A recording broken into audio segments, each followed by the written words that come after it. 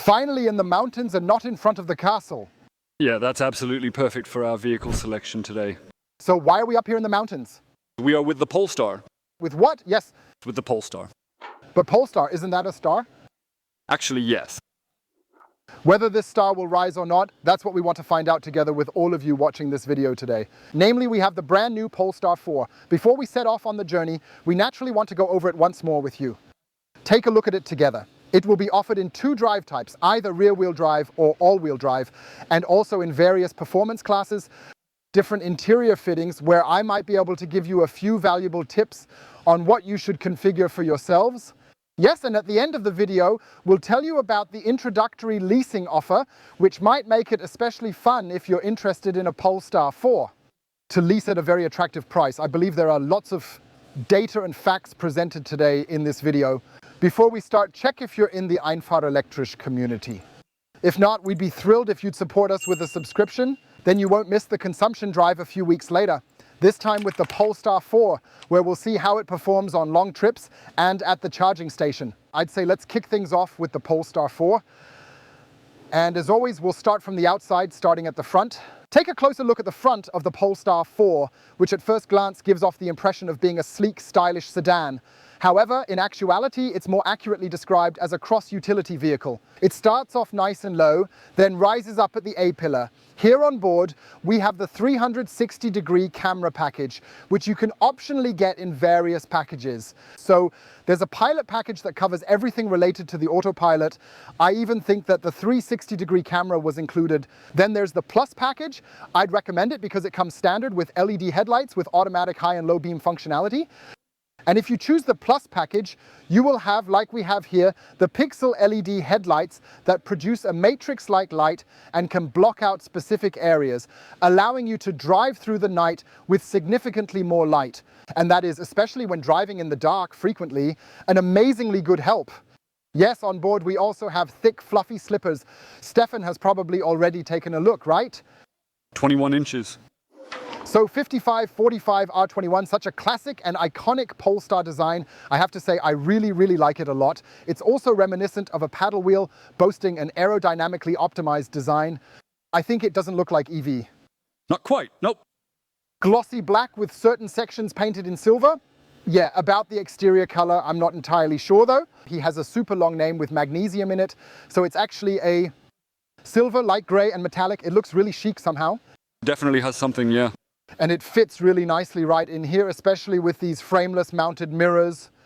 What I really like about Polestar is that you're not dealing with a lot of aluminum, a bunch of silver and all that flashy stuff, but instead you have a single sleek paint color, which is usually complemented by this glossy black contrast. Just like in the window frames, gloss black also reappears down on the rocker panel. Even though part of the rocker panel is just plastic colored and unpainted, so it's matte, but I have to say it still looks high quality. You can really see a bit of the contours here and the attention to detail from the upholstery, showing they didn't just build any car, right? Recessed door handles, that's modern, that's contemporary, and of course it also contributes to promoting a bit of aerodynamics. As for the rear section, I'm genuinely curious to see how you folks will judge it.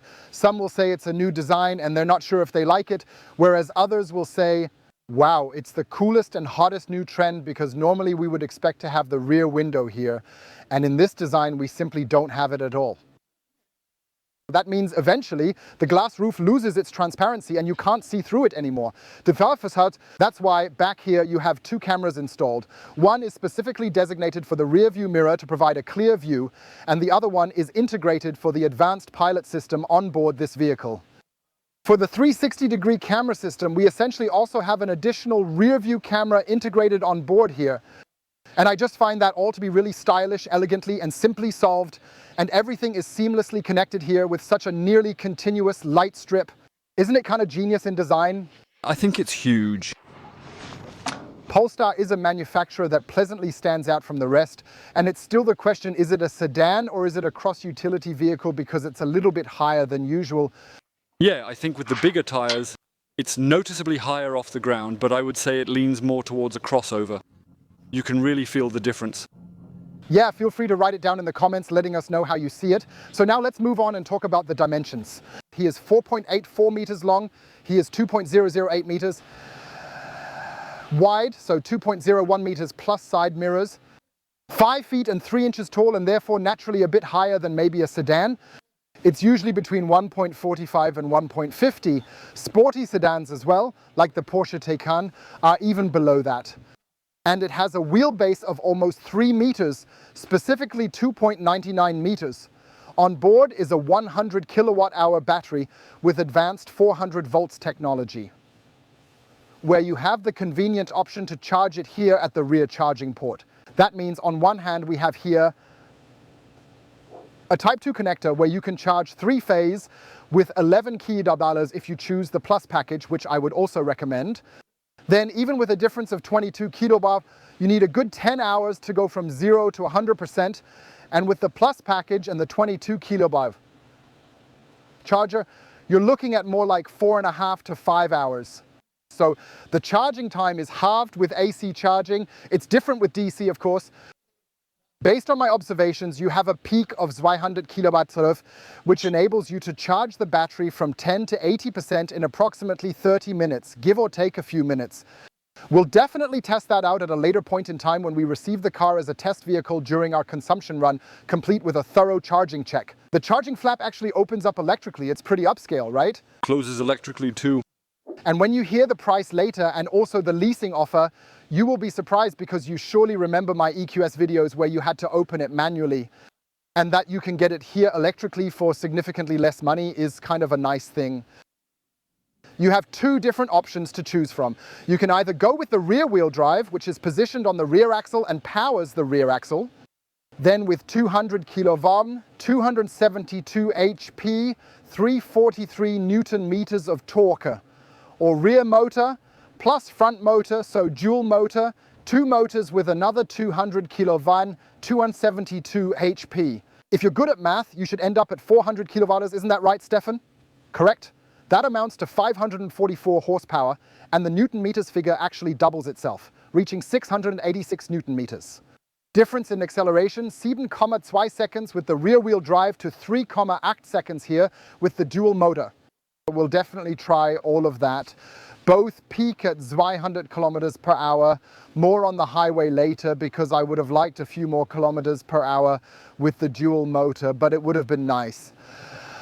But all the current limitations are, I think, set at 200 kilometers per hour. Yes, price difference, I can already tell you up front, is 8 grand, or in German euros from Germany, which isn't in European currency expressed as euros, 8,000 euros. The cushion of electromobility. Can and understands we've already had the pleasure of learning about with the Polestar 2. We've made several detailed videos about this car for you guys, and I believe they've been very well received by the community. If you take a look at the registration numbers for the Polestar 2, you'll see that they're really impressive. And what Polestar truly understands is that we need soundproofing, we need hood vents, and we need a front trunk to at least store a Type 2 charging cable. We have the dual motor. Unfortunately, I couldn't find any information in the technical data sheet about whether choosing the single engine, meaning just the rear motor, gives you more storage space. If you know, feel free to write it in the comments. Unfortunately, I haven't been able to find out until now. Under this cover, there's the small fill spout for the windshield washer fluid. And now we naturally want to listen to how such a pulse sounds, right? 3, 2, 1, let's get started now. Full! When you take a closer look at the rear design, you might actually assume it's a sedan car, you know what I mean? So a notchback that's now opening its trunk, right? Yeah, you might think so, huh? What? That's a hatchback, right? Exactly, and that's kind of the joke. By the way, the button here is really cool, embedded in a way that it's not that noticeable, and it opens up to an impressive 526 liters of storage volume. This means you can naturally stack and pack everything from down here all the way up to the top, loaded up. And so you likely end up with a sum total of 526 liters. Additionally, you have a double loading floor, which you can lower if you don't need the storage space underneath. Maybe you don't need it because you have the frunk in the front, but that's precisely the advantage of having a frunk. That's why it always puzzles me when people say they don't need one or they never actually use it. I mean, why wouldn't you want that extra storage space? It just makes everything so much more convenient. Yeah, they also want to mess up their stuff in the back with a dirty cable. But that's totally okay. Everyone should decide that for themselves. Look, Stefan, everything here is really high quality carpet lined with felt. This is truly and really great. When I reveal the price to you guys later, you'll say, man, wow, beautifully brushed aluminum here, just exactly as it should be. The only downside, Stefan, the only downside, maybe just a little bit, please write it in the comments, is that it is relatively high here. It is certainly quite a high loading threshold edge. I don't know if we should call it a high loading edge. We don't want to put a negative spin on it. However, it is noticeably higher than what you would typically expect from a standard fleece material. Yeah, who isn't happy with 526 liters, Stefan? He can definitely fold down the seat bench. No, first he can pull this handle here. Oh, good. Yeah, that's actually not so easy. You certainly don't want to break anything in the press car here. And then you can see we have a light colored interior with really nice carpet lining, right? Yes, so basically that means we can lean this here for now. And then we also have the opportunity, look carefully, to fold down 40% of the driver's side seat. Sure, bam, and then we have a relatively flat surface, right? Slightly sloping here. Yes, but what I'm really missing is that we can fold down the middle by another 20%. Yes? That'd be nice. We should pass it through even for a long item, skis or something. Right, that's unfortunately missing. If you could have separated it here again, then you could have just folded the middle. But you can fold down about 60% of the passenger side again, and by doing so, you end up with a total of over 1,500 liters of storage space. And the loading area is fairly spacious because it extends up relatively high right around this particular section. The interior paneling here is also nice. Take a look, please. It's all classy. Everything with a noble carpet, not just some hard plastic, something put there so you don't see the bare metal. The Polestar. Yes, you can see that very clearly. Oh, maybe we'll see the Polestar here in Bad Dulz tonight, right? Yes, of course. Because I don't know if you've seen the video, it should have been released earlier. We also showed you the Polestar 3, a beautiful large electric SUV. Feel free to watch it again alternatively if you enjoyed it. We can close it electrically first. What? Power opened. Sounds logical. Also very, very smooth indeed. Now let's see if it has a soft close feature here. Oh, he did, so it doesn't go boom. By the way, what I didn't find is a roof load. Did you find anything? No, sorry, didn't. What you do have, and this is really important for all fans of proper trailer sports or rear bike carrier sports, is that there is an optional tow hitch available at the rear wheel drive with 1.5 tons. Not so little, right? That is totally fine, and for all fans of refined all-wheel drive sports, they even get 2 tons of braked towing capacity. That's a nice story, right? That's good, yes. And then at least 75 kilograms of tongue weight should be there, right? Add a couple of pedelecs, perfect. So that you can have e-bikes on the rear bike rack or, of course, the sports boat, and then naturally also tow a really nice caravan behind. And for some that maybe also want to use it commercially, maybe tow construction equipment or some other devices behind them. There are many options. 2 tons is really an incredible story. We have shown you everything on the outside. Let's take a look inside, and as we always do, we will start chronologically with the glazing, which in our particular case happens to be single glazing, but it doesn't have to be bad. Later we want to measure the interior noises with you. Let's see if he performs well in that regard. Yes, the interior trim. The door panel is the next step. We have it very nicely here with the bright interior. It almost feels like faux leather, but I think it's more of a soft plastic. Then here it feels like a fabric-like material, but I believe it is also a refined plastic. Looks absolutely super cool. Over here it appears to be piano lacquer, but it actually has ambient lighting integrated within it. Then here is a nice faux leather, like a vegan leather. I don't really know what it's called. Here's another Fry's pocket. Window buttons and central locking, and here's the handle, Stefan, look. So I think it's well done, no buttons or emergency release. Then we have here, which I also find cool, some water from Polestar. This is sponsored by Polestar. I want to mention that here. But it's a reusable bottle, absolutely. We'll get it refilled again tomorrow for another video. Very nice. Exactly. You might want to treat yourselves to that because it saves all those plastic bottles. Down here again, it's much nicer. It's soft plastic, and also on the inside here, it honestly feels like leather, but I genuinely think it's also some kind of plastic material. And then here we have a rubber mat. So basically there shouldn't really be any rustling or rattling noises here. And an optional Harman Kardon sound system has been provided to us. Of course, we will make sure you fully enjoy the musical experience later on as well. Welcome to the impressive dashboard of the Polestar 4, and I really have to say I personally have genuinely become a huge fan of it already. I'm showing you all of this so you can take a closer look and decide if you like it just as much as I do. We have some nice fabric up here with the seam. At the top we have a cardon sound system including a center speaker. We have a nice big head-up display where we get all the information projected through the windshield to avoid being distracted from traffic. Additionally, we also have a driver information display that conveniently provides all the essential information you need. Here, also beautifully prepared, we have the map from the Google Maps navigation system. We have a very nice 3-spoke steering wheel where we can find these convenient paddle buttons that are not as great as tactile buttons. I have to admit that. However, if you invest some time to get the hang of it and become accustomed to it, but also work well, there are 2 cameras inside that basically monitor our eyes, our attention. We have the 12 o'clock marking, which we'll need later when we want to drive quickly through the hairpin turns. And they flattened it a bit at the bottom and it's nice and thick and feels good to hold. We have the option to adjust it here as well.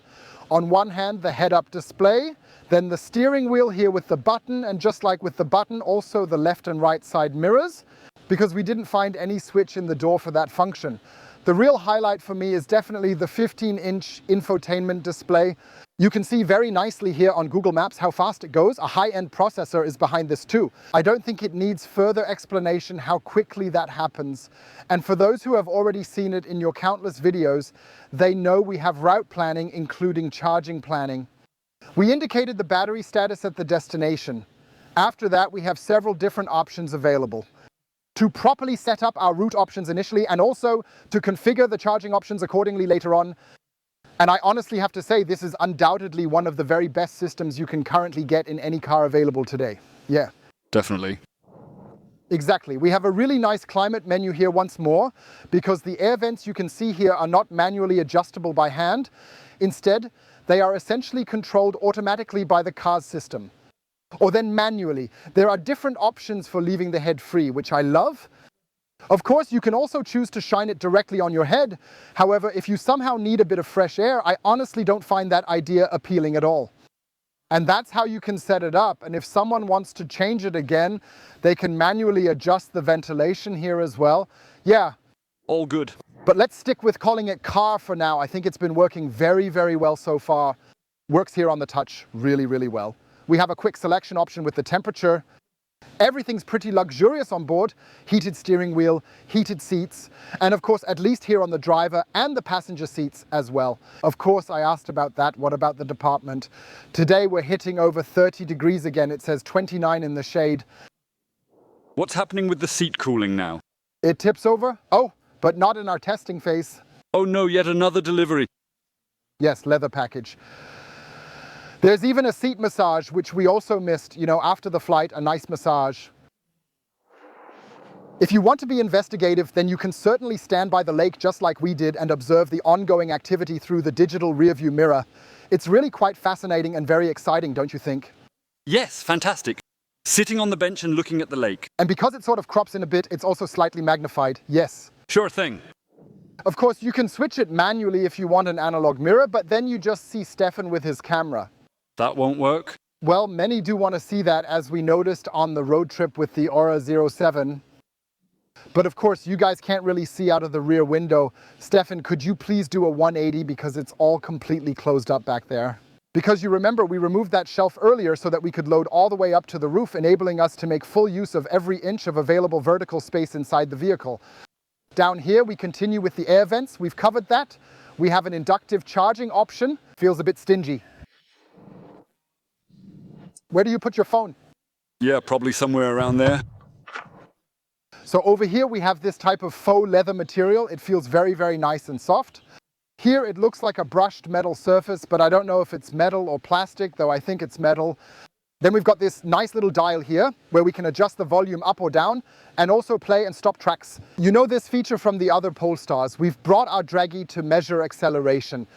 We have 2 cup holders here, but also take a look at how elegant this is, crafted in this aluminum, brushed, and then there's an option to lock it as well. It's kind of cool, right? Looks absolutely great, right? And then we have this 2-tone effect with the light gray because our seats, they look to be in a sort of mint green or something. I honestly don't even know the exact name of the color. I honestly didn't find it either. Yes, with it on board, and then here also 2 USB-C ports. One I use to recharge my phone, and we have a nice big storage compartment. Once more completely lined with felt and featuring a rubber mat. This ensures that nothing rustles and nothing makes any noise. And I have to say, that's just an impressive level of quality. This even extends to the panoramic glass roof, which, if I'm not mistaken, is included as a standard feature of the vehicle. Yes, it's really very nice, and it extends all the way back there. Do you know what I'm missing? Yeah, something like a blind or so, especially in summer when the sun is blazing. Yes, we felt that on the way from the airport in the Polestar 2, because we were driving through the midday sun and it was pretty. Heating up, well, and there is... Unfortunately, there isn't one available here either. Or the button to dim this just a little bit. No, I haven't noticed that here. And what I also miss is the Polestar on the Polestar 2. Earlier we enjoyed how the Polestar gets projected onto the windshield. Right, exactly. But here with the bigger model, it's somehow gone. Okay? We had to save somewhere after all. Yes. What might initially seem quite basic over here is this plastic material, but it's all actually soft and cushioned sun visor. Although I have to say it doesn't have to be covered with faux leather or anything. That's completely sufficient, of course. So we don't want to overdo it. The view through the driver's door also very, very nicely shows the second level beneath the upper level, where there are also 2 compartments, a larger one and a smaller one, where you can also conveniently stow a men's bag, a women's bag, and a variety of other miscellaneous items. That's the advantage of electromobility, that you can almost use the entire space. Can be used for passengers and their belongings. Yes, there is also a glove compartment on board. This is opened on the screen here. It's a bit hidden, which I find a bit unfortunate. You can see it here, nicely lined with felt. And here as well, beautifully finished with this faux leather that matches the interior color perfectly. So it's very, very well made, which I would have wished, like in American supercar manufacturing, just having a short button here, because otherwise you always have to go under vehicle. Then inside, then the glove compartment, then press there, and then it just opens. How often do you even use the glove compartment? Probably not that much. Rare, yep. Feel free to write in the comments if this is enough, or if you would prefer a quick access button instead. Yes, speaking of quick choices, we decided to go for a new interior design here. It's like a wool fabric. We already showed you with the BMW i7, there was even cashmere in it. That's not in here now, I believe, but where we have a really nice, very comfortable fabric that is also highly breathable. Here in something, well, I don't even know exactly what it is. It's so light with green, and it sometimes appears a bit light blue, kind of like a nice light color play. I truly really like it a lot. Has decent support in the lumbar area, has good support here in the thigh area. As I said, you can pull this out. You have shoulder pads here, the integrated headrest. Here again, a bit of synthetic leather, so everything is nicely done. Certainly looks quite valuable. Black roof lining, you saw it. And here, look, this faux leather, see? Yes, very good. Nothing's rattling. Yes, very nice. So, and if Polestar manages to do that, and I'll tell you the price afterwards, and when you hear the price, you'll definitely say, well, Ollie was indeed actually right, because if Polestar can offer this kind of quality for that price, why can't others do it at that price, right? Yeah. You think so, huh? The question is clearly with the slightly sloping roofline, you can quite easily see that here. Whether I also have a sufficient amount of space in the back seat, given my 6 feet 1 inch height and my 220 pounds weight. Duck your head just a little, and with a gentle push, you slide right in without any effort at all.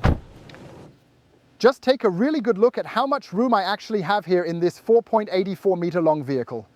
This is really impressive, and I'm sitting back here quite comfortably as well. I have a decent amount of thigh support. I also have really good support right here in the lumbar region and shoulder area, because don't forget, we have 544 horsepower, 686 Newton meters of torque, and 3.8 seconds from 0 to 100. So very, very high performance, sporty values. Yes, on board here is a very, very nice, comfortable center armrest. This is how I prefer it, as I always say, with the headrest folded down. Then here again, very, very nicely also the option. Look here, please. Adjusting the backrest here electrically is integrated into the center armrest. And it's not just the backrest, but also the lower seat moves along with me. Yes. Just slide forward slightly. Stefan revealing the price, you won't believe it, right? No. Cost? Be real. Yeah, right. I was shocked. So the only thing I'm really missing here somehow is I don't know how to do it. I don't think you can open it here. I don't want to break anything. I don't think so, no. Here is definitely a nice storage compartment that's well designed. And what we also have here, take a look, is then here, I don't know where, now it's brighter, the 3-zone climate control. This means that back here you can also adjust the temperature for the rear, and you can do it in the front too. We have 2 more USB-C ports down here, also illuminated so you can find them easily. We also have the option here via touch controls to switch the reading light on and off. Driver and passenger side, no handle like that. Well, it's what they refer to as a fear handle. Well, but it is a fast car, isn't it? Yes, you should definitely be capable of holding on really quite tightly. Yes, what we can see again is very nice. I think the pass-through I folded down earlier there in the gray. So if you prefer it a bit airier, you can of course leave it open. And then with a quick reach, you can also get to your luggage during the ride. Could be interesting for some people. And otherwise we have here very, very nice, also made from a very high quality soft plastic. Then here the backrest, then the net. Yes, you might ask, why didn't they cover it with something like faux leather? But is that truly necessary in this specific situation? So it's like a material that just feels good. Yeah, exactly. It's really not as much van-like as we always say. Exactly. And with the 2-tone color scheme and this small pass-through here, it even looks like a racing seat from the back. Absolutely beautiful bowl. ISOFIX for children is on board on both the driver and passenger side. And what I really like about Polestar is that here in this interior, we have this fabric covered plastic again, and we have this soft faux leather again. And look, it doesn't rattle. Everything works perfectly fine. It goes all the way down to here, and then we have this harder plastic down here. Some people might also say, no rattle. Right? Then again, in the usage, and we also have a vegan, animal-free interior here, if I understood it correctly from the documents. And so anyone who wants to do something for our environment and for our animals can even do that with upholstery. And there's one more thing I forgot to mention because it hit me so incredibly hard. Back then with the EQS, remember? Yes, because if you don't choose the 4-zone climate control, which makes the already very, very high-priced car even more expensive, then with the EQS you have just these 2 air vents here in the middle. Yes. But with the Polestar 4, the price I'll tell you later, you have nice ones in the A pillar, in the B pillar, and also 2 more air vents. Yes, very nice, because this is particularly important for everyone who, just like us, might have their 4-legged friend along here sitting comfortably in the back seat. When he's sitting here during the summer by beautiful Lake Garda, you might remember the video, he really wants to enjoy some nice fresh air. And if it then also gets air from the sides in addition to the center console or even passengers, that's obviously super, super comfortable. And yeah, what also works, by the way, which I actually forgot to mention earlier, is that you also have 3 levels of seat heating on the driver and passenger sides here in the rear. So this is super, super comfortable.